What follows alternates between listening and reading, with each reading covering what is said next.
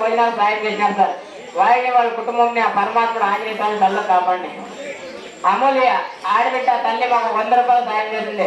పరమాత్ముడు రామస్వామి తల్లిగా కాపాడి. చెప్పమ్మా. రామలక్ష్మి చూడండి ఆడబిడ్డ తల్లి మన ఇంట్లో బిడ్డల పాపలు కలిగిన తల్లి మాకు 50 రూపాయలు భోజనాలకు ఇచ్చినారు. భగవంతుడు పరమాత్ముడు తల్లి భగవంతుడు కాపాడి.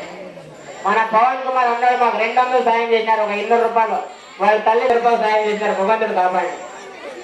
నాగప్ప అన్నాడు మాకు 100 రూపాయలు సాయం చేశారు.